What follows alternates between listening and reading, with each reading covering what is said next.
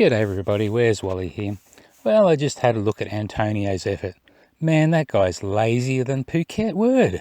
He did nothing. He grabbed one image, freeze-framed it, said he could see some red on the side of the car, and ran with that. He didn't even try to replay anything. He didn't. Look, Antonio, you stuffed up. You're totally lazy. You had an opportunity to look right through the whole video, but you chose not to, or maybe you did and you couldn't answer anything else, and the only thing you thought you could do was point out a bit of red on the side of the car.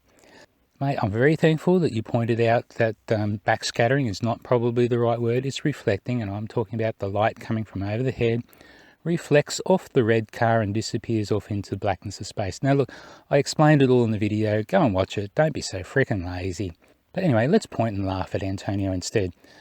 I know a few of the subs have already had a look at the unboxing video. Well, Antonio thought he'd go and have a look at the unboxing video, and he was shocked that I showed my address, and he gave me a very stern talking to. Thanks for your concern, mate, but I'm not that silly. I'm just going to say this, okay? And this is just simple. This is just a very simple thing. Where's Wally? Okay. We know that there are some half-wit, crazy globelings out there. There are also some crazy, half-wit flat earthers out there. It might be a good idea to not show your home address on a video. That's a stupid thing to do. So don't do it again, you freaking moron. And I'm saying that out of the kindness of my heart, the goodness of my heart. Don't be a freaking moron and show your address on a video. That's just a stupid thing to do, dude. Sparky Lee, you've now got the home address of somebody who's got a spare copy. Sparky Lee, I'm not joking. You could write him a letter and say, hey, do you mind sending me the copy of the book? How much would you like? I know where you live. Anyway, let's carry on. Anyway, so Mr. Gullible fell for that one. That was funny because it took him, I think he had the whole 2-hour hangout thereafter. Rock Lover and Medusa were telling him, hey, read the label again, read it again. It's a joke, it's a joke. Wait, Rock Lover says something. Antonio, rewatch Wally's video and look carefully at the postal address. I've seen it. I've showed it in this hangout. I mean, I didn't freeze frame on purpose to highlight it, but like, dude, he shows his postal address, for God's sake. What a stupid thing to do.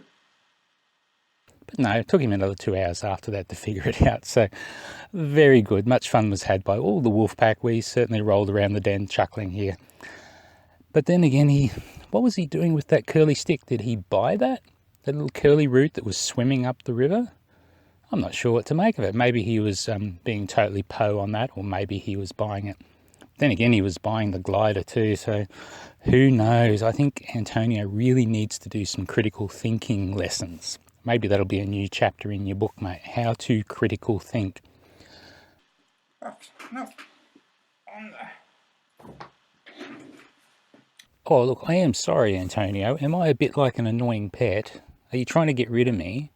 I don't know. Do you think some of these points that you might be able to address, or... I don't know. So if I want you to go back and look at my video, do you think you'll go back and look at that, or... It will go unaddressed. And if I want you to have a look at where I showed you how the earth and the darkness, how the light and shadow interplay with one another, are you going to have a look at that, or will it just go... It will not be addressed. It will not be answered.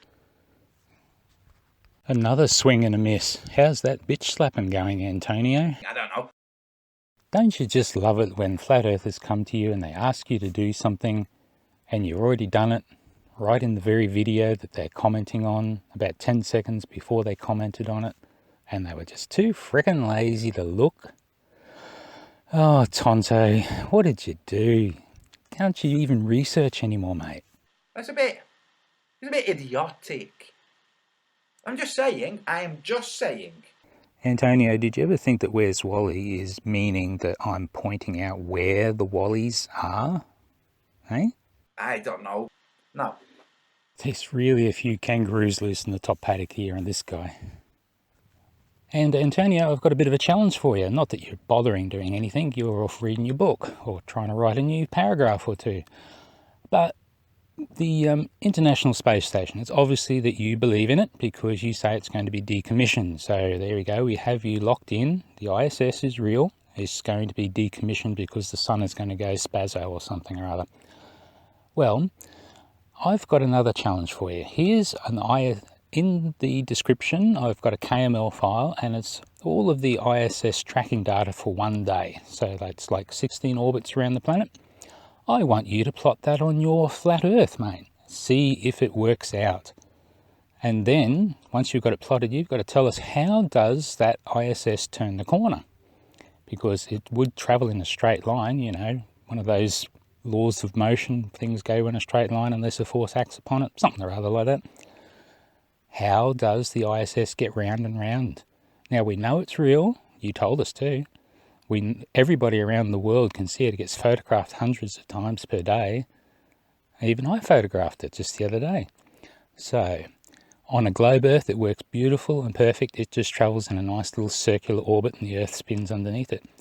Please explain how it works on yours, and you're not allowed to use Santa Claus. Okay? Have at it, Antonio. You won't because you can't.